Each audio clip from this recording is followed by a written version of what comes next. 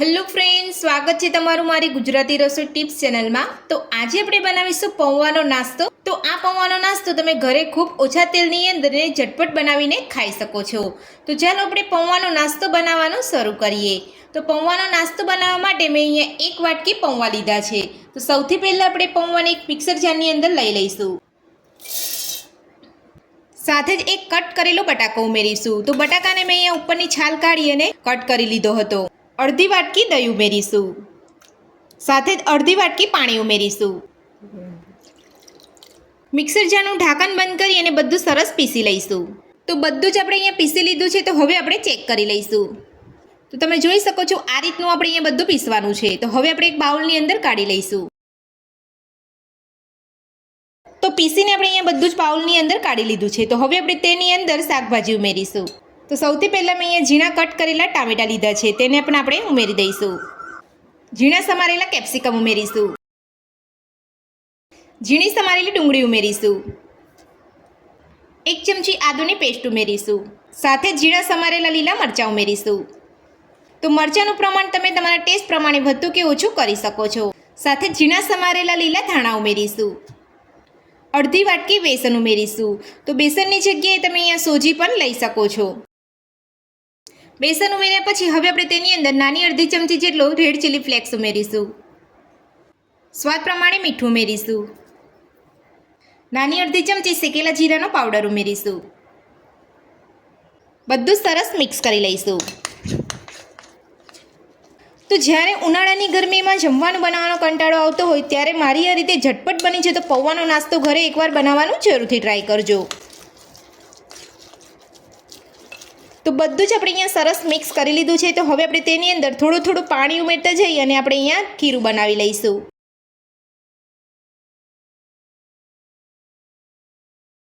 તો આ નાસ્તો શરીર માટે ખૂબ જ હેલ્ધી હોય છે અને ખાવામાં પણ એકદમ સ્વાદિષ્ટ લાગતો હોય છે। તો આ રીતે તમારે અહીંયા થોડું થોડું પાણી ઉમેરીને ખીરું બનાવવાનું છે। તમારે અહીંયા સામટું પાણી નથી ઉમેરવાનું। તો થોડું થોડું પાણી ઉમેરતા જઈએ અને આપણે અહીંયા નાસ્તાનું ખીરું બનાવી લીધું છે। તો તમારે આ રીતનું ખીરું બનાવવાનું છે, વધારે પડતું તમારે અહીંયા પતલું ખીરું નથી રાખવાનું। તો હવે આપણે નાસ્તાના ખીરાની અંદર વઘાર કરીશું। તો નાસ્તાનો વઘાર તૈયાર કરવા માટે મેં અહીંયા ગેસ ઉપર એક વઘાર્યું રાખ્યું છે, તેની અંદર 2 ચમચી તેલ ઉમેરીશું। તેલને ગરમ થવા દઈશું। તો તેલ આપણું અહીંયા ગરમ થઈ ગયું છે। તો હવે આપણે તેની અંદર નાની અડધી ચમચી રાઈ ઉમેરીશું। સાથે નાની અડધી ચમચી જીરું ઉમેરીશું। 10 થી 12 મીઠા લીમડાના પાન ઉમેરીશું। ગેસની ફ્લેમ બંધ કરી દઈશું અને 2 ચપટી હિંગ ઉમેરીશું। બધા જ વઘારને હલાવીને મિક્સ કરી લઈશું। તો નાસ્તાનો વઘાર બનીને આપણો તૈયાર છે। તો હવે આપણે ખીરાની અંદર રેડી લઈશું। બધું જ મિક્સ કરી લઈશું। તો વઘાર ઉમેરીને આપણે અહીંયા બધું સરસ મિક્સ કરી લીધું છે। તો હવે આપણે તેની અંદર 2 ચપટી જેટલો બેકિંગ સોડા ઉમેરીશું। ઉપરથી 2 ચમચી જેટલું પાણી ઉમેરીશું। બધું સરસ મિક્સ કરી લઈશું।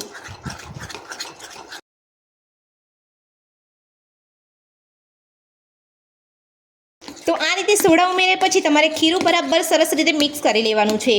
તો તમારો નાસ્તો એકદમ સોફ્ટ બનીને તૈયાર થશે। તો સોડા ઉમેરીને આપણે બધું સરસ મિક્સ કરી લીધું છે। તો હવે આપણે ખીરામાંથી નાસ્તો બનાવી લઈશું। તો નાસ્તો બનાવવા માટે મેં અહીંયા ગેસ ઉપર એક તવો રાખ્યો છે અને તવો આપણો અહીંયા ગરમ થઈ ગયો છે। તો હવે આપણે તેની ઉપર થોડું તેલ લગાવી લઈશું। હવે આપણે તવાની ઉપર આપણે નાસ્તાનું ખીરું પાથરી લઈશું।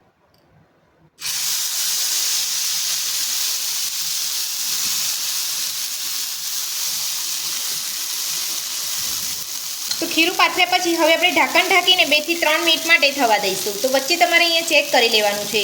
તમારે નાસ્તાનો ઉપરનો કલર બદલાય એટલે તમારે નાસ્તો પલટાવી લેવાનો છે। તો હવે આપણે નાસ્તાને ઢાંકણ ઢાંકી અને ગેસની મીડિયમ ફ્લેમ પર થવા દઈશું। તો નાસ્તાને અહીંયા 2 મિનિટ જેટલો સમય થઈ ગયો છે। તો હવે આપણે ચેક કરી લઈશું। તો તમે જોઈ શકો છો નાસ્તાનો ઉપર કલર બદલાઈ ગયો છે। તો હવે આપણે નાસ્તાને હળવે હાથે પલટાવી લઈશું। તો તમે જોઈ શકો છો નાસ્તાનો કલર એકદમ સરસ આવ્યો છે અને એક બાજુ નાસ્તો આપણો કૂક થઈ ગયો છે। તો હવે આપણે નાસ્તાની બધી બાજુ તેલ લગાવી લઈશું અને નાસ્તાની ઉપર પણ થોડું તેલ લગાવી લઈશું।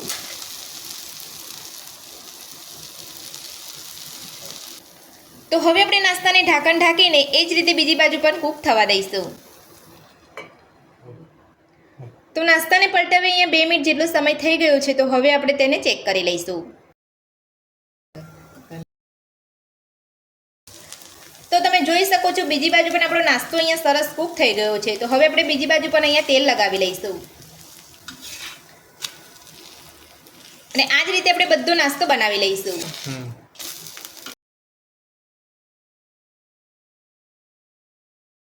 તો પૌવાનો નાસ્તો બનીને તૈયાર છે અને આપણે અહીંયા પ્લેટની અંદર દહીં સાથે સર્વ પણ કરી લીધો છે અને તમે જોઈ શકો છો આપણો નાસ્તો એકદમ સોફ્ટ બન્યો છે.